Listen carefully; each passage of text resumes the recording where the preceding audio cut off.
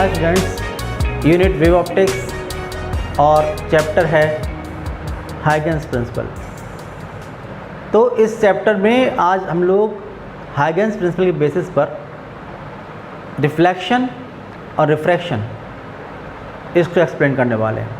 आप देखिए कि reflection on the basis of Huygens principle और वेव थ्योरी, ये समझ लीजिए कैसे हम लोग करने वाले हैं।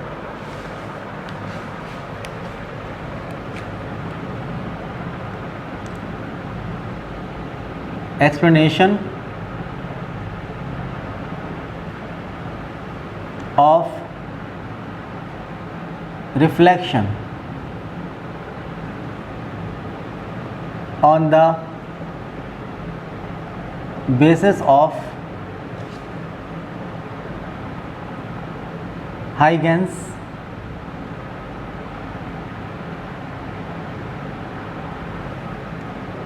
wave theory।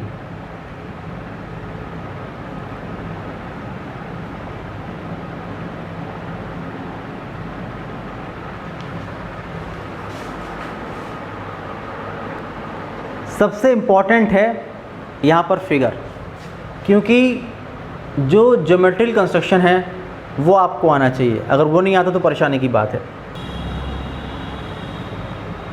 ये मानिए ये एक रिफ्लेक्टिंग सरफेस है z डैश, ओके। और हम लोग बात कर रहे हैं कि रिफ्लेक्शन की बात करेंगे तो उसमें मानेंगे प्लेन वेव।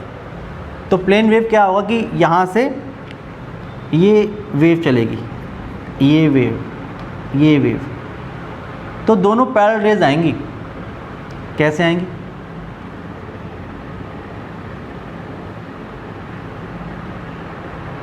फिगर बहुत ढंग से बनाइएगा। एक रे ये और एक रे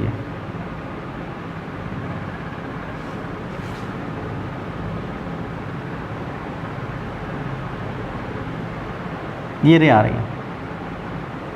अब अगर मैं आपसे कहूं कि ये वेव्स आ रही हैं, तो आप जानते हैं कि ये पॉइंट ऑफ इंसिडेंस यहाँ पर ये नॉर्मल ड्रॉ कर दीजिए, ये नॉर्मल ड्रॉ कर दीजिए।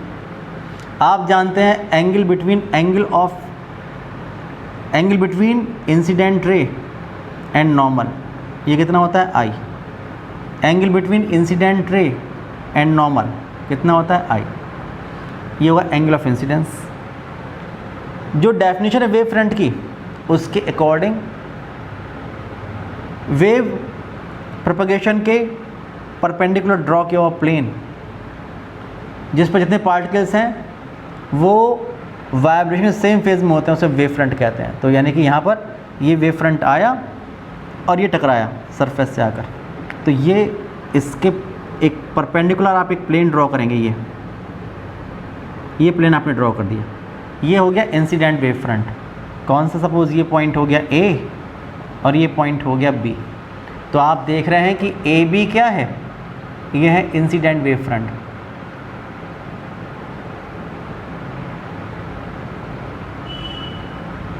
ये हो गया इंसिडेंट वेव फ्रंट। अब आपको ये बताना है कि रिफ्लेक्टेड वेव फ्रंट कैसे बनाएंगे। अब यहाँ से बहुत ध्यान समझिएगा। आप देखिए कि अगर मैं आपको ये मानते हैं, अगर आप लोग ये मानते हैं कि यहाँ पर जो वेलोसिटी है इस वेव की, अगर ये वेलोसिटी है v, और मान लीजिए कि t = 0 पर जो वेव फ्रंट A भी था, इसका पॉइंट A यहाँ पर टकरा गया, और जो पॉइंट B है ये पहुँचा कहाँ पर? B डैश पर। ये पहुंचा B डैश पर और t टाइम बाद पहुंचा। तो जब तक ये पॉइंट यहाँ से यहाँ पहुंचेगा वेलोसिटी v से, तो वेलोसिटी v से जब ये पॉइंट यहाँ से यहाँ पहुंचेगा और मान लो टाइम लगा इसको t, तो कितनी डिस्टेंस कवर कर लेगा ये डिस्टेंस B से लेके B डैश से कितनी हो जाएगी? तो आप जानते हैं कि ये डिस्टेंस हो जाएगी v × t। ये तो हो जाएगी अगर वेलोसिटी b से आया और t टाइम बाद ये पॉइंट b डैश a के टकराने के बाद b पॉइंट जो है b डैश तक आया t टाइम बाद, तो डिस्टेंस कवर करेगा, ये करेगा vt।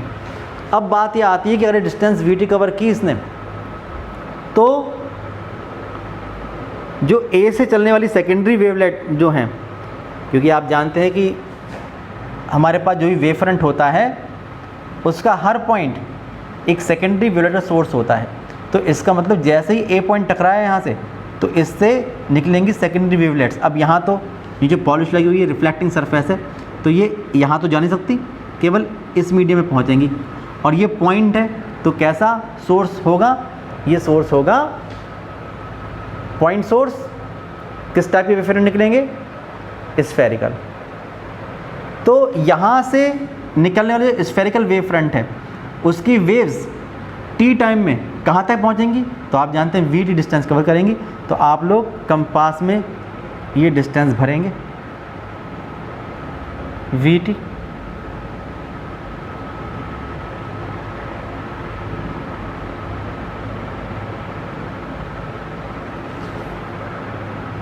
ये डिस्टेंस, और यहाँ पर से आप एक आर्क लगाएंगे। यहाँ से आप लोग, ये आपको करना पड़ेगा, ये एक आर्क लगाएंगे। अब मैं तो इतनी परफेक्टली लगा नहीं पाऊँगा आर्क, आप लगा सकते हैं।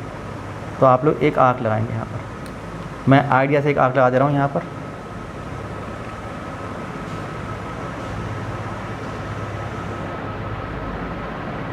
सपोज़ ये आग लग गई, ठीक है ना। यहाँ से जो वेवलेट चलेंगी, जो वेव फ्रंट चलेगा वो ये यहाँ पहुँचेंगी, और यानी कि ये वेव चलेगी, ये वेव चलेगी, ये वेव चलेगी, ये सब चलेंगी वेव। लेकिन आप जानते हैं कि जो रेज़ होती हैं, जो वेव्स होती हैं, वो वेव फ्रंट पर हमेशा परपेंडिकुलर होती हैं। तो वेव चल रही है ऐसे, ये।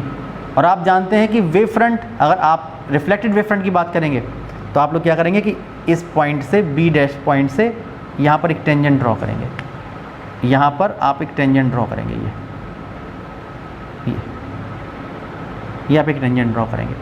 और रिफ्लेक्टेड रे निकालने के लिए आप लोग इस पॉइंट को इससे ज्वाइन कर देंगे और आगे बढ़ा देंगे ये। तो ये पॉइंट जो होगा, ये होगा ए करस्पॉन्डिंग ए डैश पॉइंट। ये पॉइंट जो होगा ये कौन सा होगा, ए डैश, और ये बी डैश। तो इस वेव फ्रंट से, क्योंकि ये प्लेन वेव फ्रंट है, तो वेव्स कैसे चलेंगी, पैरेलल चलेंगी, ये चलेंगी। तो आप देख रहे हैं कि जो A B incident wave front था उससे corresponding A dash B dash, यानी कि वेव्स ऐसे कर टकराई और ऐसे चली गई। ये इंसिडेंट रे और ये रिफ्लेक्टेड रे, ये रहेंगी। तो इस तरह से वेव चली जाया करती हैं। तो यहाँ पर जो ए डैश बी डैश आया, ये आया ए डैश बी डैश, ये आया रिफ्लेक्टेड वेव फ्रंट, रिफ्लेक्टेड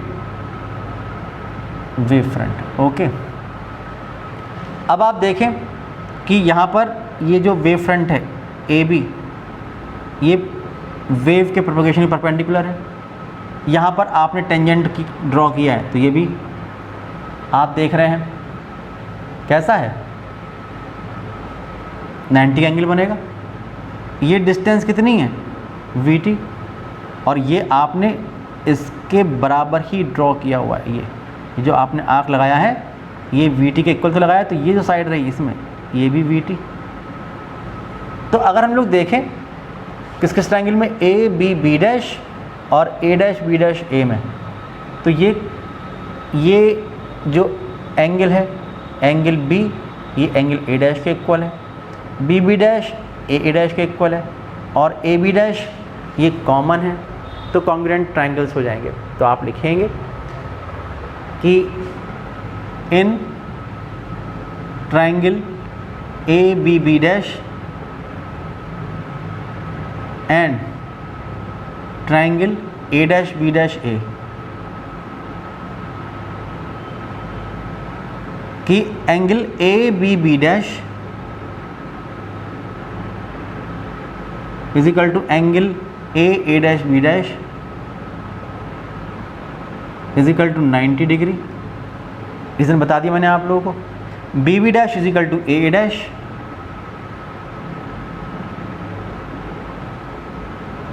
ये, और जो ए बी डैश है ये कॉमन है।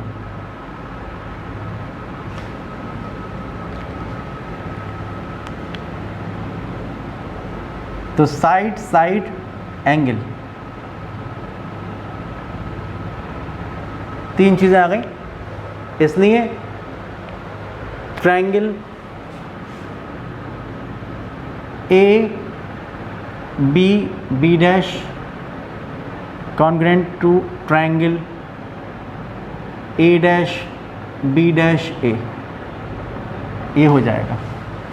और जब ये होगा तो आप देखिए कि इस ट्रायंगल में जो ये वाला एंगल है ये, वो इस वाले एंगल के इक्वल होगा ना, ये होगा। इट इम्प्लाइज दैट कि angle B A B dash A B ए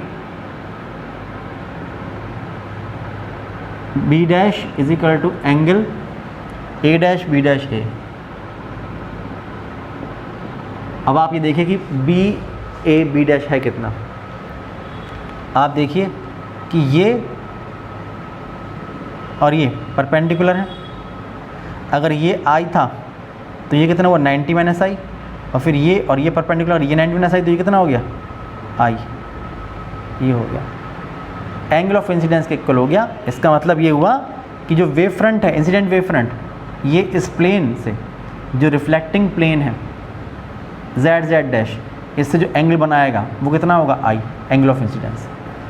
तो आप देखिए कि जो रिफ्लेक्टेड वेव फ्रंट है वो कितना एंगल बनाएगा। अब आप देखिए कि अगर ये एंगल होता आर, ये एंगल है आर, अगर ये एंगल आर है और ये इस पर परपेंडिकुलर, तो ये 90 माइनस आर, तो ये कितना हो जाएगा, ये एंगल हो जाएगा आर। ठीक है, ये आई ये वाला नहीं है, ये वाला आई तो खाली इतना ज़रा सा है, ये है एंगल ऑफ इंसिडेंस, ध्यान रखिएगा, ये है आई। अब नॉर्मल से ये है, अब आप देखिए कि ये एंगल बताया आर, ये एंगल आर, अगर ये आर तो ये 90 माइनस आर, तो ये आर, तो इसका मतलब angle I is equal to angle R निकल के आ गया। इट इम्प्लाइज दैट कि ये एंगल कितने इक्वल है, एंगल आई के इक्वल, और ये एंगल किससे इक्वल हो गया, एंगल आर के इक्वल। तो दो लॉज होते हैं रिफ्लेक्शन के। पहली बात क्या, पहली बात ये कि angle of incidence must be equals to angle of reflection. तो ये फर्स्ट लॉ ऑफ रिफ्लेक्शन है, फर्स्ट लॉ ऑफ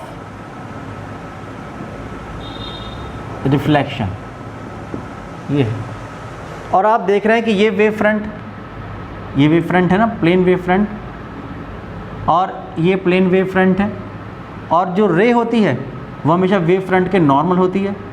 इसका मतलब कि जो ये इंसिडेंट रे है ये इस बोर्ड के प्लेन में है, और आप कहेंगे पेपर के प्लेन में है, तो ये इस बोर्ड के प्लेन में है। जो रिफ्लेक्टेड रे है ये इसके परपेंडिकुलर, इसके नॉर्मल है, तो ये भी बोर्ड के प्लेन में है, और नॉर्मल तो आपने ड्रॉ किया ये बोर्ड के प्लेन में। इसलिए इंसिडेंट रे, रिफ्लेक्टेड रे और नॉर्मल ये तीनों एक ही प्लेन में, और ये सेकंड लॉ ऑफ रिफ्लेक्शन है। आप लिखेंगे कि as shown in the figure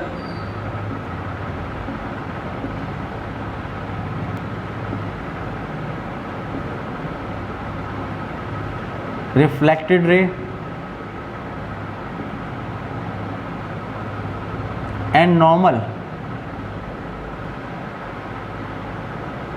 all are in the same plane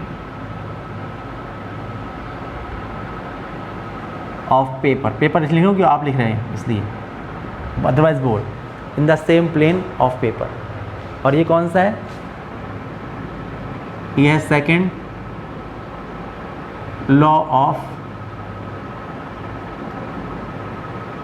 reflection, इस तरह से। तो आप देखिए फर्स्ट लॉ और सेकंड लॉ दोनों यहाँ से निकल के आते हैं, और इस तरह से आपने क्योंकि दोनों लॉज को प्रूव कर दिया है, इसलिए जो रिफ्लेक्शन है उसको एक्सप्लेन कर दिया है इसके बेस पर, हाइगेंस प्रिंसिपल के बेस पर आपने एक्सप्लेन कर दिया। अब आप देखिए एक्सप्लेनेशन ऑफ रिफ्रैक्शन नेक्स्ट है, explanation of refraction on the basis of Huygens wave theory.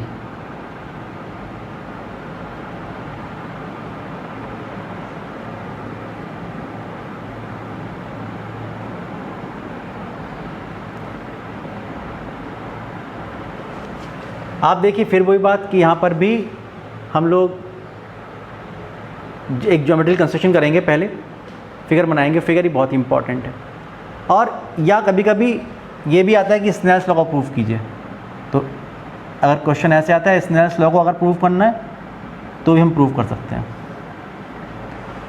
देखिए मैं दो बातें बताऊंगा आप लोगों को। एक केस तो ये कि जब लाइट का रिफ्रैक्शन होगा किसी रेयर मीडियम से डेंसर मीडियम में तब क्या होगा, और एक बार डेंसर से रेयर में हो तब क्या होगा। तो केस फर्स्ट,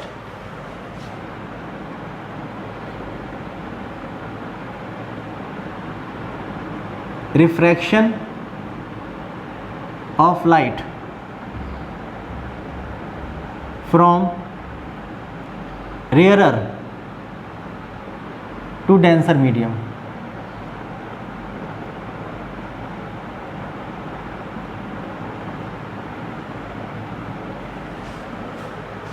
समझिए ऐसा हुआ कि हमारे पास ये मैं फिगर बना रहा हूँ, देखिए सपोज ये एयर है, ओके, और ये है ग्लास। जेड जेड डैश इसको सेपरेट करने वाली इंटरफेस है। मान लीजिए कि एयर में जो स्पीड ऑफ लाइट है ये v1 है, ग्लास में स्पीड ऑफ लाइट ये v2 है, ये हम मान लेते हैं। अब अगर एक प्लेन वेव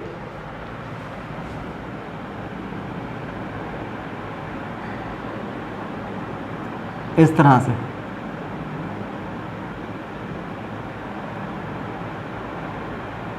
ये प्लेन वेव ये आती है और टकराती है सरफेस से, ये नॉर्मल ड्रॉ कर दिया आप लोगों ने। तो आप देख रहे हैं कि ये एंगल जो होगा ये एंगल ऑफ इंसिडेंस होगा। अगर वेव प्रोपेगेशन के परपेंडिकुलर अगर आपने एक प्लेन ड्रॉ किया इसके परपेंडिकुलर, तो आप देखेंगे जो इंसिडेंट वेव फ्रंट होगा, जो ये वेव जो हमारे पास ये परपेंडिकुलर प्लेन होता है ये होता है वेव फ्रंट। तो ये कौन सा आ जाएगा, इंसिडेंट वेव फ्रंट आ जाएगा ए बी, ये तो आ जाएगा। अगर ये आई ये एंगल आई तो ये 90 माइनस आई, तो ये कितना हो गया आई, ये एंगल हो गया आई। जो incident wave front A B है ये जेड जेड डैश जो एंगल बना रहा है एंगल ऑफ इंसिडेंस आई है। अब आप देखिए कि हम लोग किस तरह से जो कंस्ट्रक्शन है वो करेंगे रिफ्रैक्टेड वेव फ्रंट के लिए। जैसा कि आप जानते हैं कि यहाँ पर जो प्रिंसिपल है वो यही है, इस प्रिंसिपल में जो कॉन्सेप्ट वो ये है कि जब हम लोग रेयर से डेंसर मीडियम में आते हैं तो स्पीड क्या होती है, कम हो जाती है। तो v2 is less than v1, ये हो जाएगा।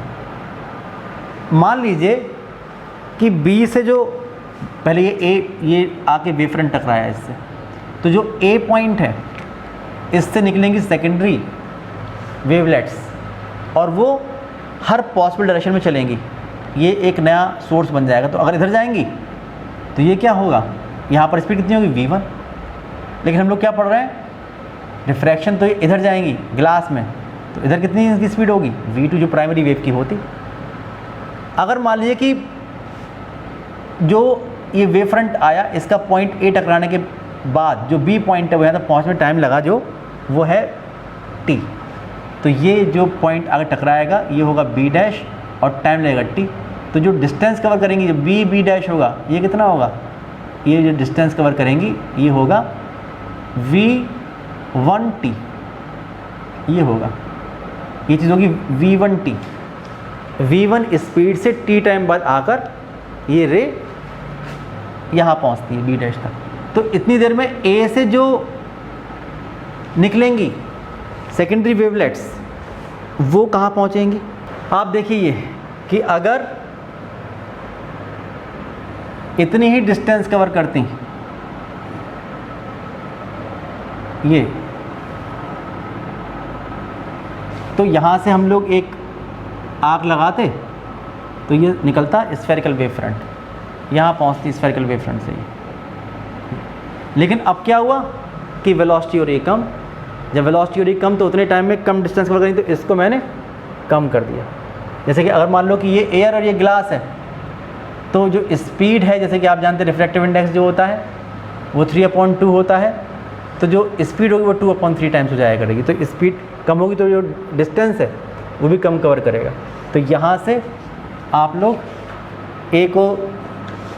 ए को सेंटर मानकर यहाँ पर एक आर्क लगाएंगे, ये यहाँ से ये लगाएंगे आर्क, ये आप लगाएंगे एक आर्क, ये इस तरह से एक आर्क आप लोग लगा के देखेंगे, ये लगाएंगे आर्क, यहाँ पर पहुँचेगा सेकेंडरी वेवलेट्स। और आप जानते हैं कि जो वेव्स होती हैं वो वेव फ्रंट पर नॉर्मल होती हैं। तो जो पोजीशन है नए वेव फ्रंट की उसको ऑब्टेन करने के लिए आप इस पर एक टेंजेंट ड्रॉ करेंगे। यहाँ से ये टेंजेंट ड्रॉ किया आप लोगों ने, तो ये पॉइंट कौन सा आया, ये पॉइंट आया ए डैश। तो जो नया वेव फ्रंट होगा अगर ए डैश बी डैश से पहुँचेगा तो वेव निकालने के लिए आप लोग ए डैश से ए को ज्वाइन करेंगे और आगे बढ़ा देंगे, और यहाँ पर निकालने के लिए इसके परपेंडिकुलर ये बढ़ा देंगे, क्योंकि आप जानते हैं वेव्स जो होती हैं वो हमेशा वेव फ्रंट के परपेंडिकुलर हुआ करती हैं, नॉर्मल हुआ करती हैं। इसलिए आप देख रहे हैं कि ये लाइट जा रही थी ऐसे, अपने पाथ को चेंज करके ऐसे मुड़ गई, ये लाइट जा रही थी ऐसे, अपने पाथ को चेंज करके ऐसे मुड़ गई। और आप जानते हैं ऐसे ही होता है कि जब एयर से ग्लास में आती है तो टुवर्ड्स द नॉर्मल बैंड हो जाया करती है, तो यही हो रहा है, टुवर्ड्स द नॉर्मल बैंड हो रही है। अगर angle of refraction small R है, जब ये एंगल स्मॉल आर है तो ये कितना होगा 90 - r, तो ये कितना होगा r, क्योंकि ये 90 है, ये 90 है, ठीक है ना।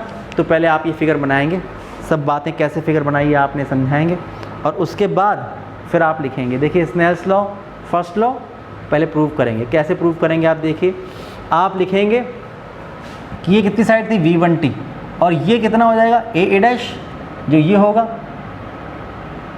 t टाइम में जितने देर में b से v डैश तक पहुंची है रे, उतने t टाइम में a से a डैश तक पहुंची है, कितनी स्पीड से, v2 स्पीड से। तो ये जो a डैश होगा ये होगा v2t। समझ पा रहे होंगे कि b डैश जो है, b डैश ये है v1t, और जो a डैश है ये है v2t। ये बात ध्यान रखिएगा। अब आप लोग प्रोसीड करेंगे, आप लिखेंगे कि in triangle A B dash, in triangle A B dash आप देखिए साइन आई कितना होगा, साइन आई होगा B dash upon A B dash, B dash upon A B dash. फिर देखेंगे in triangle A dash B dash, A dash B dash, इसमें देखेंगे तो sine are is equal to हो जाएगा A dash upon A B dash, A dash upon A B dash, ये हो जाएगा। अगर आप डिवाइड करेंगे 1/2 से, डिवाइडिंग 1/2 वी गेट, तो sine I upon sine are is equal to ये होगा B dash upon A B dash divided by A dash upon A B dash cancel हो जाएगा, B dash upon A dash, B dash कितना है V1t और ये कितना है V2t, t से t कैंसिल हो गया तो हो जाएगा sine I upon sine R is equal to V1 upon V2। मैंने बताया था ऑप्टिक्स में शुरुआत की थी ऑप्टिक्स की मैंने, रे ऑप्टिक्स में तो कहा था ये होता है sine upon sine V1 upon V2, जैसे C अपॉन V मैंने बाद में कहा था। और इसे कहते हैं refractive index of glass with respect to air, यानी कि 1 and 2। ये कांस्टेंट होता है,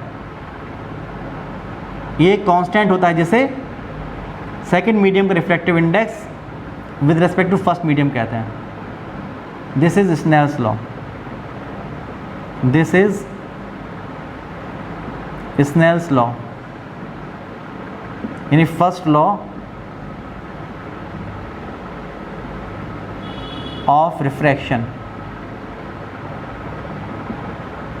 ये आपने प्रूव कर दिया, और जब आपने ये प्रूव कर दिया तो आप फिर से वही बात देखिए कि ये वेव फ्रंट है, इंसिडेंट वेव फ्रंट, तो वेव कैसी होगी इसके नॉर्मल, इसका मतलब बोर्ड के प्लेन में होगी।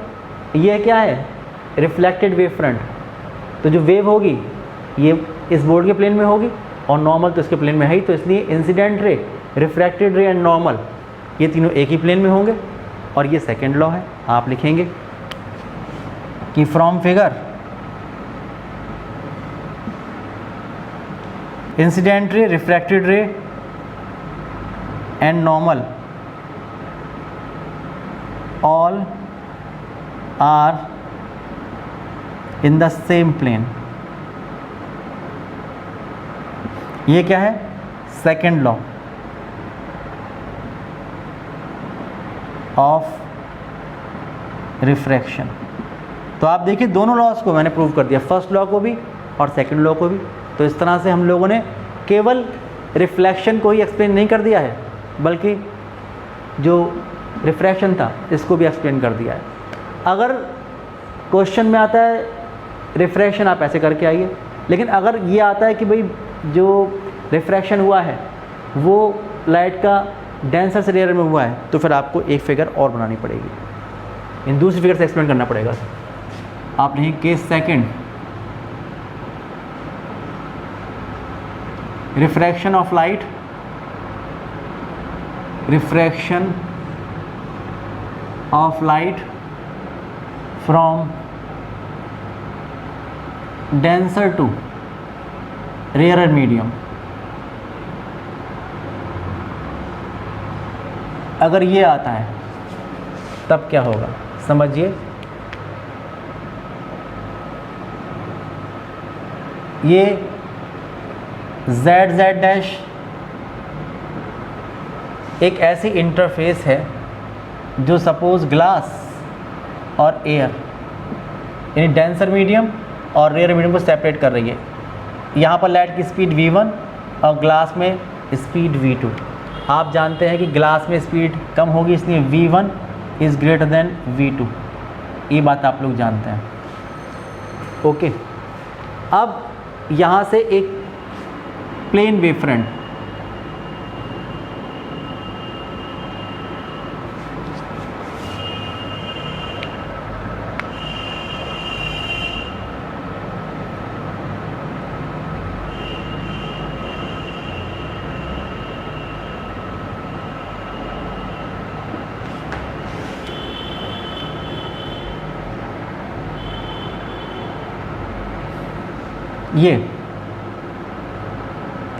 ये आ रही हैं वेव्स,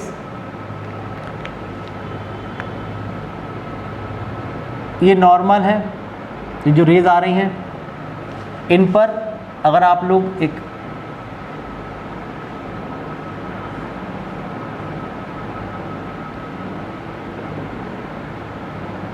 वेव प्रोपगेशन के परपेंडिकुलर एक प्लेन ड्रॉ कर देंगे,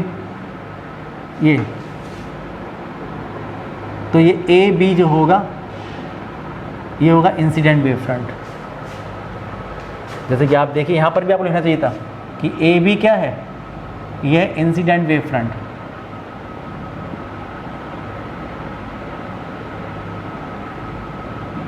और ए डैश बी डैश क्या है, ये है रिफ्लेक्टेड वेव फ्रंट। यही बात यहां पर कि ए बी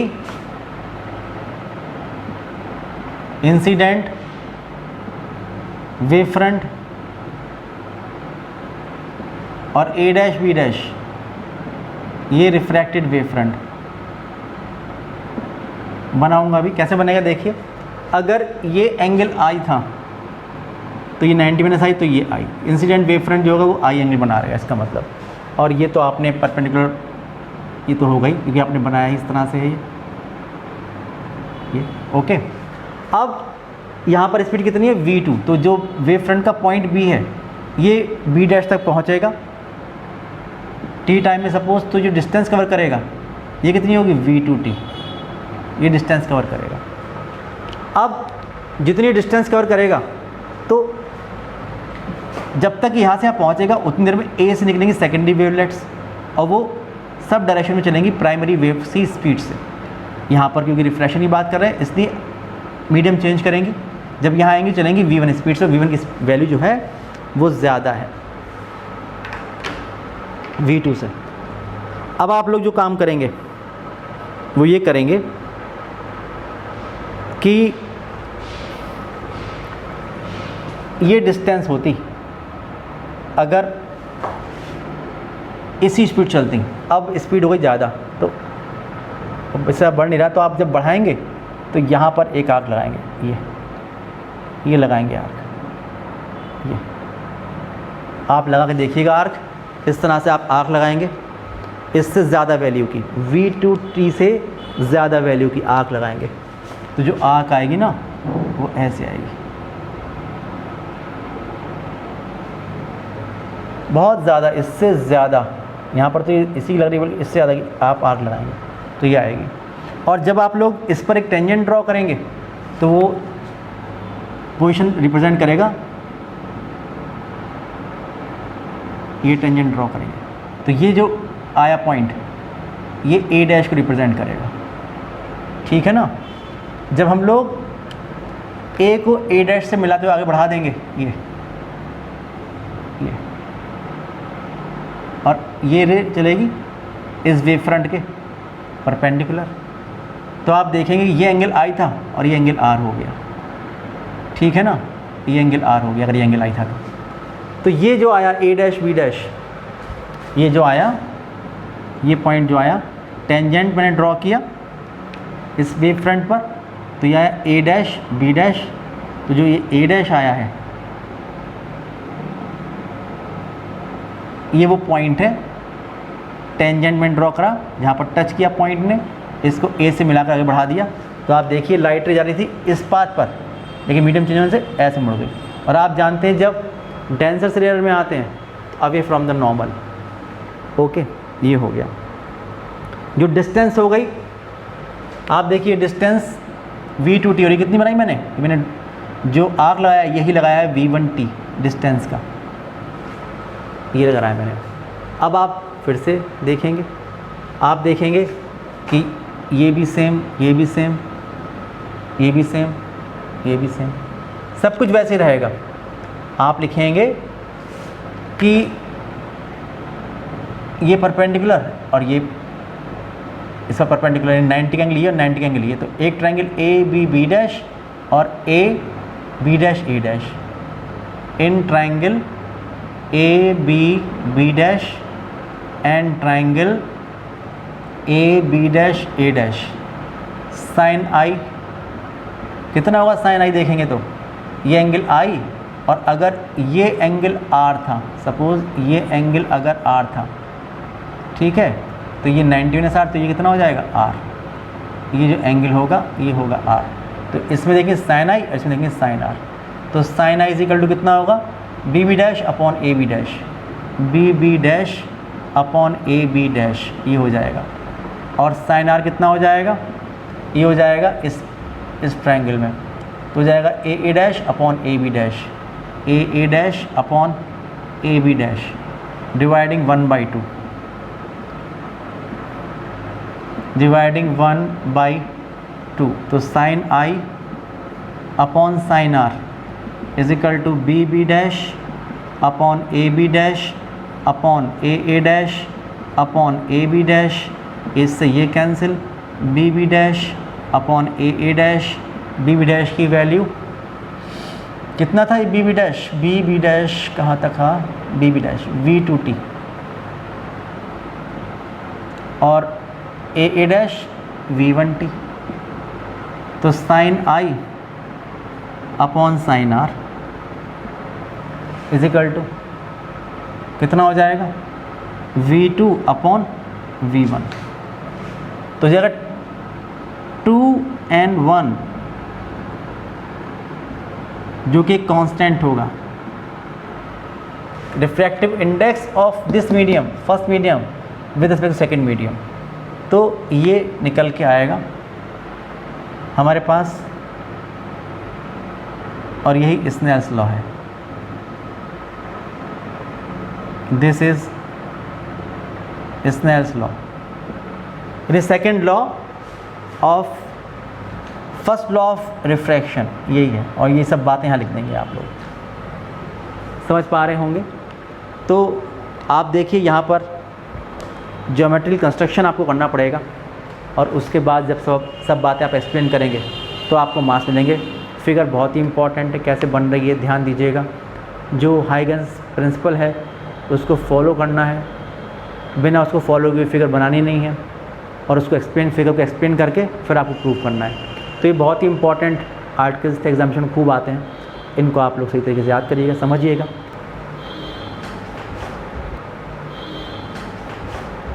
नेक्स्ट वीडियो में जो रिमेनिंग टॉपिक्स हैं उसको डिस्कस करेंगे, तब तक के लिए बाय बाय।